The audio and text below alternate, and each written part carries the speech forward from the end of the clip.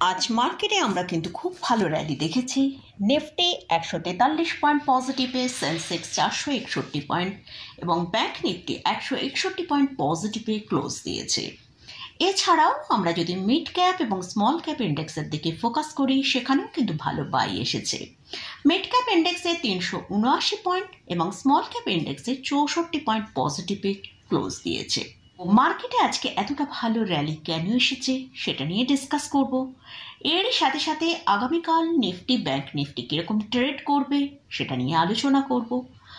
আর এই যে মার্কেট এতটা র্যালি এসছে, এতে কোন কোন সেক্টরগুলো ভালো আগামী দিনে পারফর্ম করতে পারে সেই সব সেক্টরগুলো নিয়েও ডিসকাস করব। চলুন তাহলে ভিডিওটা শুরু করা যাক। আমি নিরুপমা, শেয়ার শেখো চ্যানেলের পক্ষ থেকে সকল ভিউয়ার্সদের স্বাগত জানাই।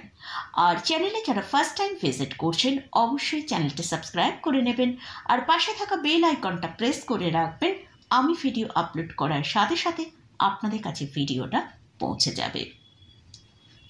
তো আজকে আমরা মার্কেটের মধ্যে যেটা দেখলাম, নিফটি 24,919-এ ওপেন হয়ে সেখান থেকে একটা ভালো আপসাইড মুভ করেছে, যেটা 25,079 পর্যন্ত।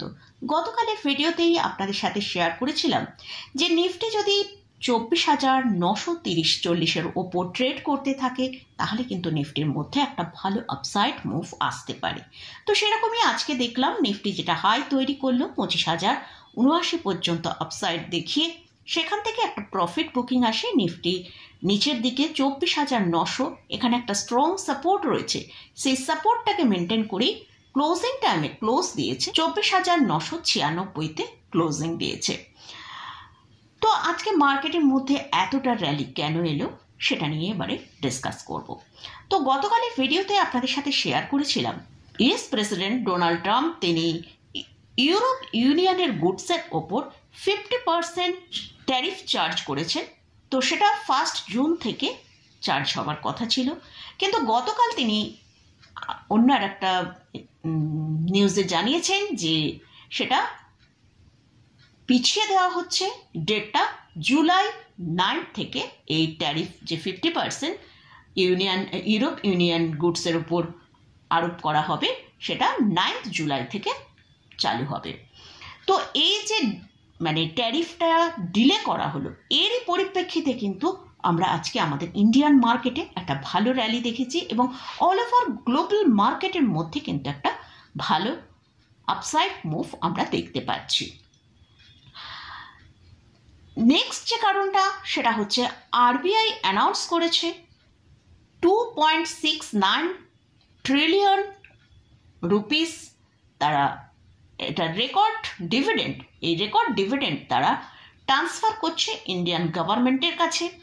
এর ফলে কি হবে, ফিজিক্যাল ডেফিসিট অনেকটা কমবে এবং এতে ইনফ্লেশন লোয়ার পজিশনে থাকবে এবং ইন্টারেস্টের রেটও যে লো ট্রেন্ডের মধ্যে আছে সেই জায়গায় থাকবে। প্রেক্ষিতেও কিন্তু আজকে আমাদের ইন্ডিয়ান মার্কেটে আমরা এই ভালো পজিটিভ মুভটা দেখলাম। অর্থাৎ এই দুটো কারণের জন্যই কিন্তু আজকে মার্কেটের মধ্যে এতটা র্যালি এসেছে।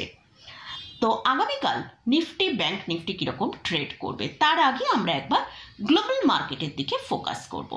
তো গ্লোবাল মার্কেটে যেটা আমরা দেখতে পাচ্ছি, ইউরোপ মার্কেটের দিকে যদি ফোকাস করি, সেখানে ক্যাক এবং ড্যাক্স প্রায় 1.5% আপসাইড মুভে ট্রেড করছে, অর্থাৎ একটা ভালো পজিটিভ মুভ সেখানে আমরা দেখতে পাচ্ছি।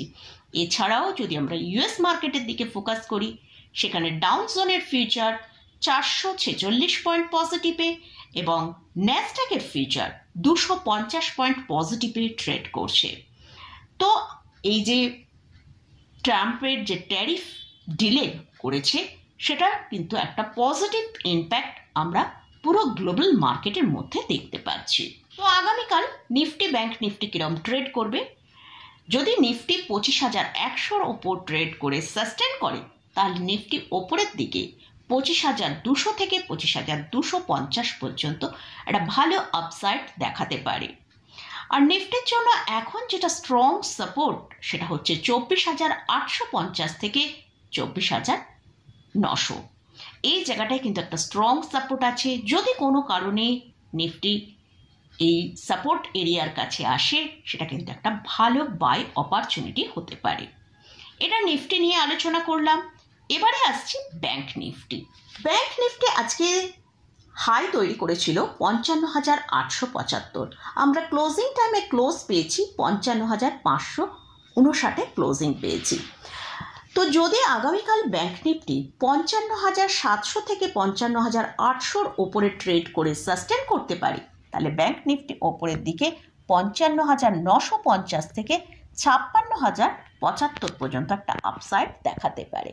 আর যদি 56,100 ওপর ট্রেড করতে থাকে, তাহলে কিন্তু ব্যাংক নিফটির মধ্যে নতুন লাইফ টাইম হাই তৈরি হতে পারে, এবং সেখানে কিন্তু ব্যাংক নিফটি একদম ফুল ফেজে একটা 57,000 পর্যন্ত ব্যাংক নিফটি আপসাইড দেখাতে পারে। বিগত বেশ কয়েকদিন হয়তো এতে টাইম লাগতে পারে, কিন্তু 57,000 পর্যন্ত ব্যাংক নিফটি চলে যেতে পারে। আর ব্যাংক নিফটির জন্য এখন যেটা স্ট্রং সাপোর্ট, সেটা হচ্ছে 55,175 থেকে 55,300। এই সাপোর্টটা মেনটেন যতক্ষণ করছে ব্যাংক নিফটি কিন্তু আপ মুভেই থাকবে। যদি কোনো কারণে আমরা ব্যাংক নিফটিকে এই সাপোর্টের কাছাকাছি আসতে দেখি, সেটা কিন্তু একটা ভালো বাই অপরচুনিটি হতে পারে। তো এটা গেল নিফটি এবং ব্যাংক নিফটি নিয়ে আলোচনা করলাম। এবারে আসছি, এই যে মার্কেটের মধ্যে এতটা র্যালি এসছে, এরপর আমরা এই র্যালিতে কোন কোন সেক্টর পারফর্ম ভালো করবে সেটা নিয়ে আলোচনা করব। ফার্স্ট যে সেক্টরটা নিয়ে আলোচনা করছি সেটা হচ্ছে মেটাল সেক্টর। আমরা দেখতে পেয়েছি যে ডলার ইন্ডেক্সের দাম এখন অনেকটা নিচের দিকে এসেছে, এর ফলে কিন্তু মেটাল সেক্টরের একটা খুব ভালো পজিটিভ হতে পারে। তো তার জন্য মেটাল সেক্টর ভালো র্যালি দেখাতে পারে। আর এরই পরিপ্রেক্ষিতে আমরা মেটালস যেসব স্টকগুলো আছে সেগুলো আমাদের ওয়াচ লিস্টে রাখতে পারি। সেই সব স্টকগুলোই কিন্তু একটা ভালো বাই আসার সম্ভাবনা আছে, যেরকম হিন্দালকো, সেল, বেদান্তা, টাটা স্টিল, এইসব স্টকের দিকে আমরা আমাদের ফোকাস রাখতে পারি। নেক্সট যে সেক্টরটা নিয়ে আলোচনা করছি সেটা হচ্ছে অটো সেক্টর। এই সেক্টর নিয়ে রিসেন্ট এই ভিডিওটায় আমি আলোচনা করেছি। যদি ভিডিওটা মিস করে থাকেন তাহলে ভিডিওটা একবার দেখে নিতে পারেন।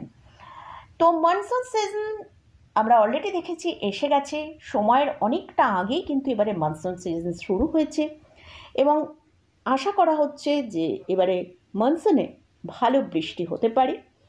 তো তার পরিপ্রেক্ষিতে কিন্তু এই অটো সেক্টরের মধ্যে একটা ভালো বুস্ট আসতে পারে।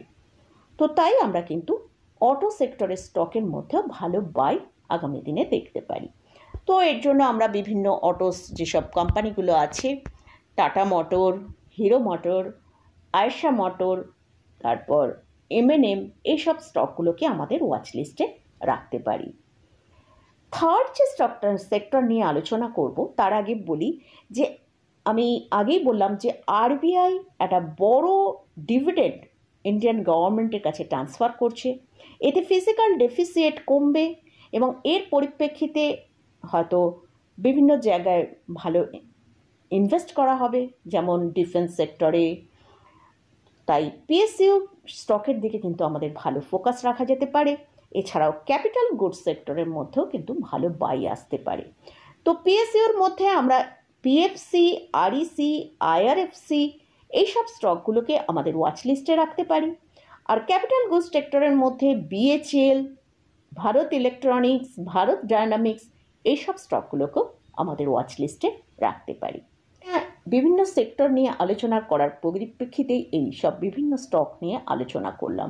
এসব স্টকে কিন্তু কোনো রকম কোনো বাই রেকমেন্ডেশন নেই। তো আজকের ভিডিওয়ে ইন্ডেক্স, বিভিন্ন সেক্টর এবং বিভিন্ন স্টক নিয়ে আলোচনা করলাম। এসব স্টকে, ইন্ডেক্সে বা সেক্টরে যদি কোথাও কোনো পজিশান নিতে চান, তার আগে ভালো করে চার্ট অ্যানালিসিস করে নিয়ে তারপরেই পজিশান নেবেন। আমি এসব স্টকে বা ইন্ডেক্সে বা সেক্টরে কোনো রকম কোনো বাই রেকমেন্ডেশন করছি না। তো মোটামুটি আজকের মতন ভিডিওটা এখানে শেষ করছি। ভিডিওটা যদি ভালো লাগে অবশ্যই লাইক করবেন, শেয়ার করবেন, সাবস্ক্রাইব করবেন। ধন্যবাদ।